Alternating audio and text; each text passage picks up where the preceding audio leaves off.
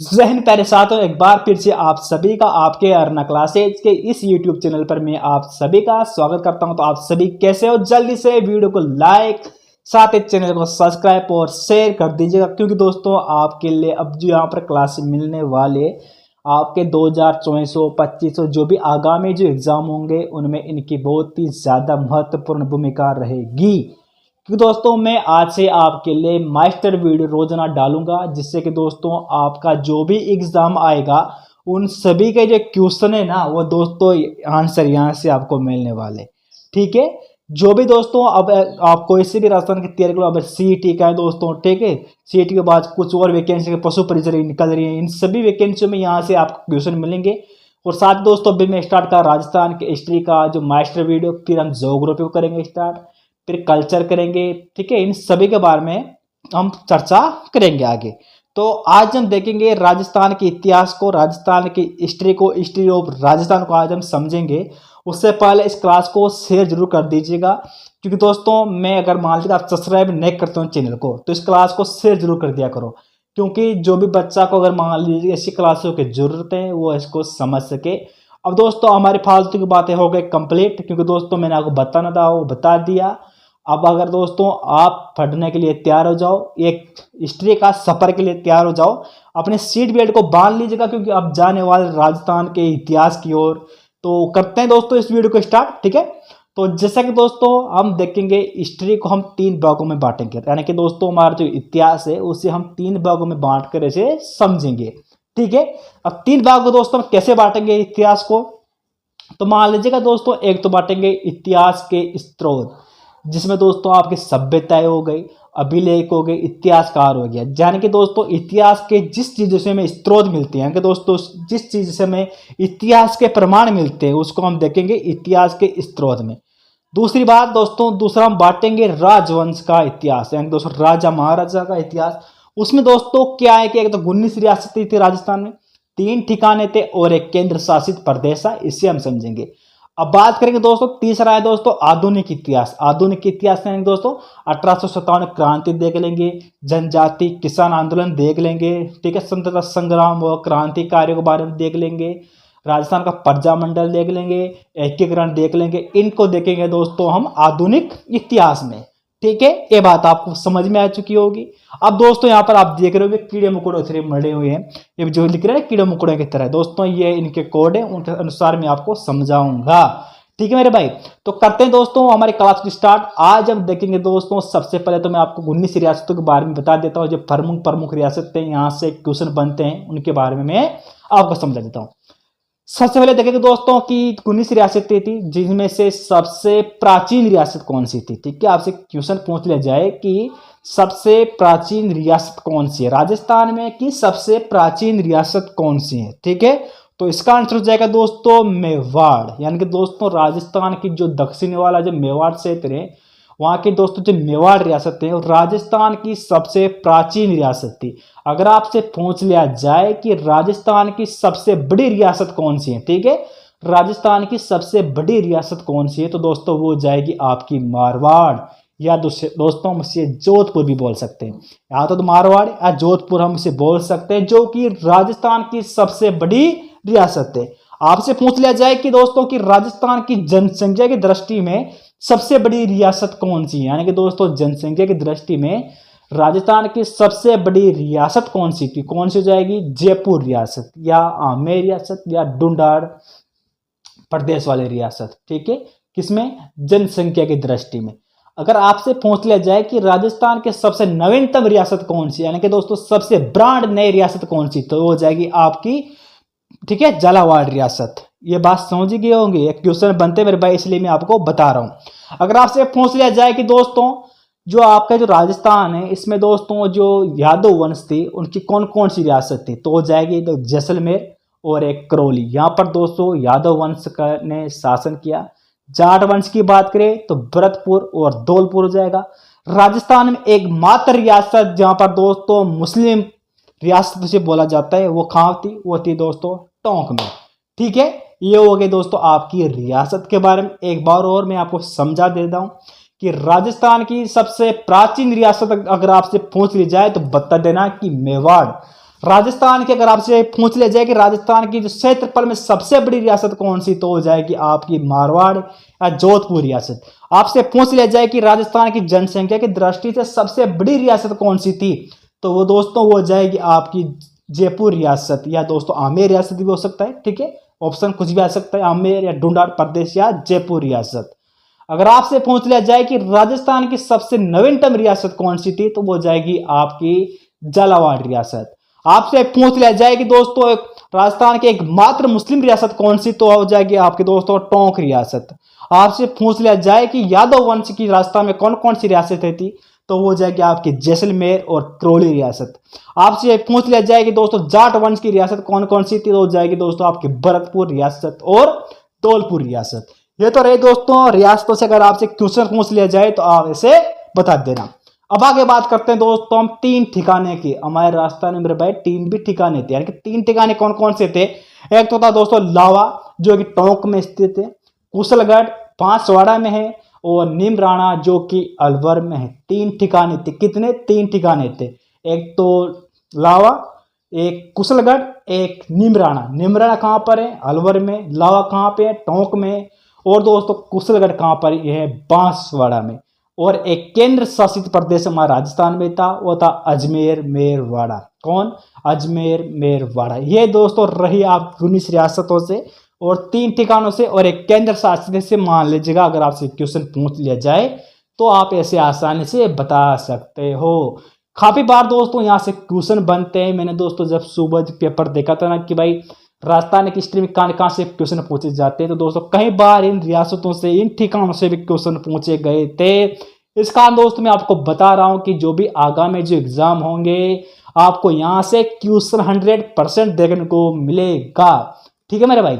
अब आगे बात करते हैं दोस्तों, आज हम जानेंगे इस वीडियो में, ठीक है, ढूंढाड़ प्रदेश, आमेर राज्य या कि जयपुर रियासत के बारे में। ठीक है, यानी दोस्तों आज का जो हमारा लेक्चर रहेगा वो रहेगा दोस्तों आमेर राज्य, ढूंढाड़ प्रदेश या जयपुर राज्य के बारे में। यहां पर दोस्तों सबसे पहले था मीणाओं का शासन। किसका? जो मीणाओं का शासन सबसे पहले जयपुर में था।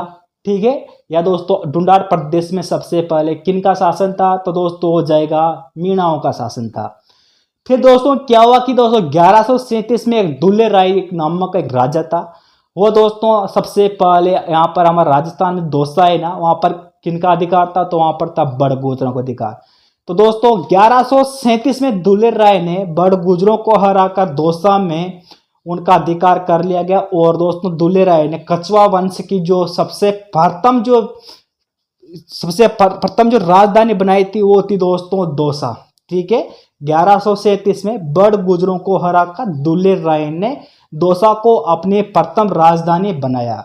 उसके बाद दोस्तों 1137 में दोस्तों माझी था, जम्मू और रामगढ़, हम रामगढ़ बोल सकते हैं, वहां पर दोस्तों मीणाओं का अधिकार था। तो दुलेर राय ने 1137 में ही मीणाओं को हराकर जो माझी एक रियासत थी वहां पर इसने अपना अधिकार कर लिया और दोस्तों द्वितीय राजधानी उसने बना दिया।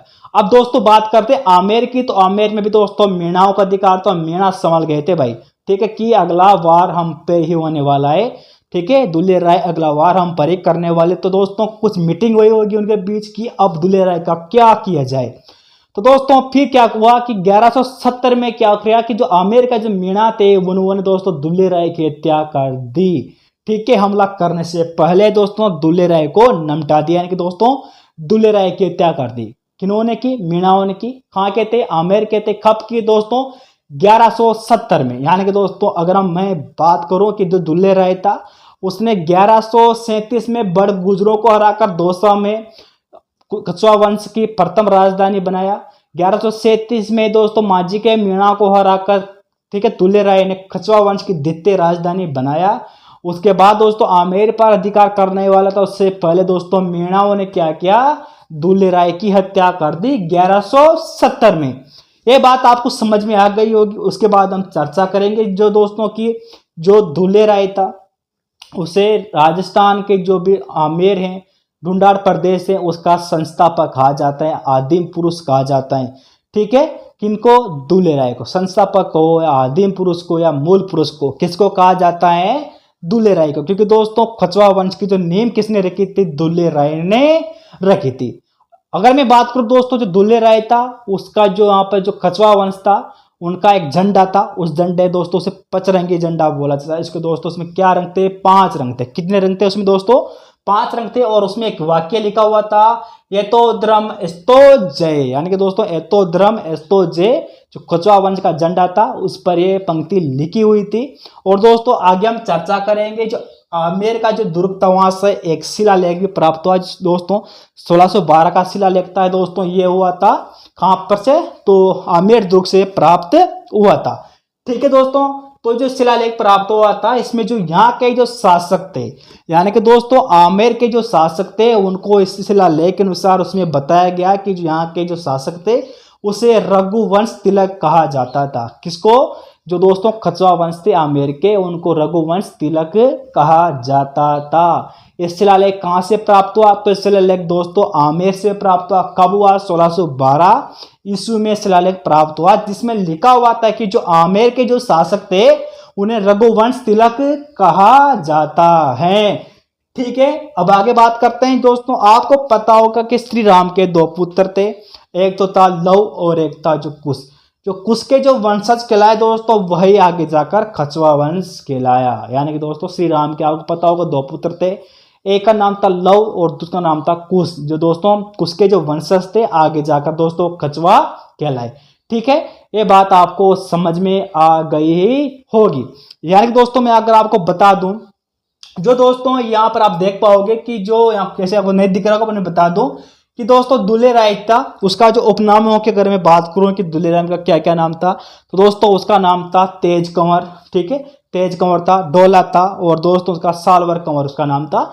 और जो दुल्हे राय था जो नाम था दोस्तों बहुत ही ज्यादा सुंदर था। ठीक है, बहुत ही ज्यादा सुंदर था, इसी कारण दोस्तों उसे दुल्हे राय कहा जाता है। क्या कहा जाता है दोस्तों? उसे दुल्हे राय कहा जाता है। यानी कि दोस्तों कछवा वंश की जो 4 यहाँ पर प्रमुख जो रियासतें थी, ठीक है, यहाँ पे दोस्तों 4 प्रमुख राजधानियां थी, वो थी दोस्तों दौसा, माझी रामगढ़ और जमुआ रामगढ़। यानी कि दोस्तों मैं आपको बता दूं जमुई माता का मंदिर जो कि दोस्तों कछवा वंश की कुल देवी थी, और किसने बनाया था? दुल्हे राय ने जमुई माता का मंदिर रामगढ़ नामक स्थान पर बनाया था। इसके साथ ही दोस्तों मैं आपको बता दूं जो जमुई माता थी ये तो कछवा वंश की थी कुल देवी, यानी दोस्तों इनकी कुल में इन माता जी का जन्म हुआ था। ठीक है, और दोस्तों मैं आपको बता दूं शिला देवी थी इनकी आराध्य देवी थी। यानी दोस्तों ये एक जो शिला देवी थी जो कछवा वंश की आराध्य देवी थी, और जो जमुई माता थी इनकी कुल देवी थी। ठीक है, ये बात आपको समझ में आ गई होगी।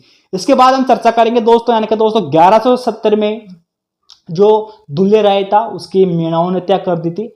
उसके बाद दोस्तों उसका जो पुत्र था उसका नाम था कोकिल देव। अगला जो राजा बनता है कोकिल देव आमेर का राजा बनता है। ठीक है, तो दोस्तों 12वीं सदी यानी कि दोस्तों 12वीं सदी में कोकिल देव ने आमेर के जो मीणाओं था उन मीणाओं को हराकर कछवा वंश की तृतीय राजधानी उन्होंने बना दिया।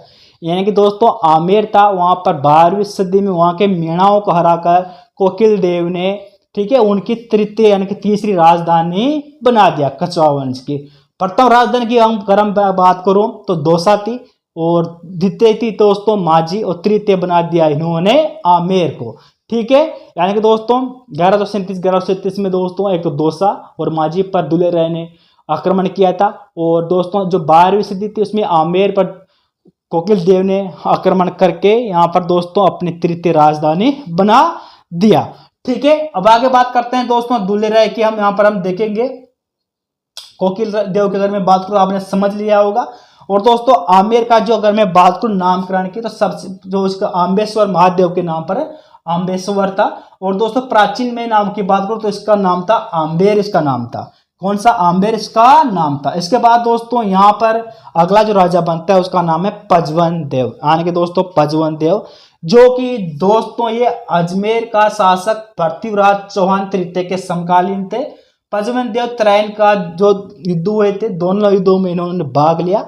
ठीक है दोस्तों 1191 और 1192 में दोस्तों त्रैन के जो युद्ध हुए थे दोनों युद्धों में दोस्तों जो आपका जो पजवन देव था उन्होंने भाग लिया। और दोस्तों प्रथम युद्ध और सेकंड युद्ध भाग लेने के कारण इसका जो सेकंड युद्ध में दोस्तों ये वीर गति को प्राप्त हो गई।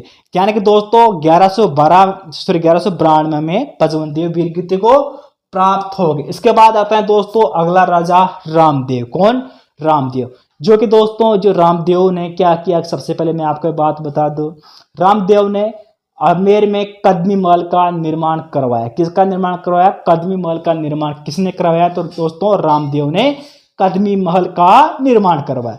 ये दोस्तों जो आमेर दुर्ग का सबसे प्राचीन, अगर मैं बात करूं दुर्ग की, अगर मैं बात करूं महल की मैं बात करूं, तो दोस्तों वो था कदमी महल, जहां पर दोस्तों जो कछवा वंश हुआ करते थे उनका राज तिलक किया जाता था। किनका? जो कछवा वंश हुआ करते थे उनका यहाँ पर राज तिलक किया जाता था। यह बात तो आपको समझ में आ गई होगी। उसके बाद दोस्तों नेक्स्ट राजा आता है रतन सिंह। कौन सा? रतन सिंह, जिन्होंने दोस्तों शेरशाह सूरी था उसकी अधीनता स्वीकार कर ली थी। यानी कि दोस्तों रतन सिंह ने शेरशाह सूरी की अधीनता स्वीकार करने के कारण, ठीक है, जो भारमल था उसने क्या किया कि जो रतन सिंह का जो भाई था आस्करण, उसको सलाह दी कि तुम्हारे भाई ने शेरशाह सूरी की अधीनता स्वीकार कर ली, तो कैसे उसे बड़का बड़को कर दोस्तों बारमल के सलाह पर आस्करण ने क्या किया कि रतन सिंह को जहर दे दिया। फिर क्या किया, बारमल ने भाई का आरोप लगा दिया कि दोस्तों की जो आस्करण ने उसने अपने भाई की हत्या कर दी। ऐसा करके दोस्तों बारमल स्वयं यहाँ का आमेर का राजा बन जाता है। कौन? बारमल स्वयं यहाँ का राजा बन जाता है। इसको अब देखेंगे दोस्तों बारमल की, तो बारमल या बिहारी मल या दोस्तों बहारमल, इसका शासन काल था दोस्तों 1547 से 1573 तक। यानी कि दोस्तों बारमल का शासन काल था 1547 से 1573 तक इसका शासन काल रहा। ठीक है, उसके बाद हम देखेंगे दोस्तों इसकी मृत्यु हुई थी 1573 में। ठीक है, 1547 में राजा बना, 1573 में इसकी मृत्यु हो गई। इसने दोस्तों बाबर यानी कि दोस्तों 1526 और अकबर 1556 से 1605 तक का शासन काल देखा। ठीक है, उसके बाद हम बात करें दोस्तों 1556 में पहली बार दिल्ली में मजनू खां के द्वारा अकबर से मुलाकात की। यानी कि दोस्तों 1556 में अकबर से पहली बार मुलाकात मजनू खां के द्वारा अकबर से बारमल ने की। और सेकंड मुलाकात की बात करें दोस्तों तो मुलाकात हुई तो सांगानेर में चकदे खां ने एक मुलाकात करवाई और 6 फरवरी 1562 को अपने पुत्री का विवाह अकबर से कर दिया गया। यानी कि दोस्तों जो ये बारमल था प्रथम शासक था जिन्होंने मुगलों से सर्वप्रथम विवाह संबंध बनाए। और दोस्तों बारमल ने अकबर के सबसे पहले अधीनता स्वीकार की। ठीक है।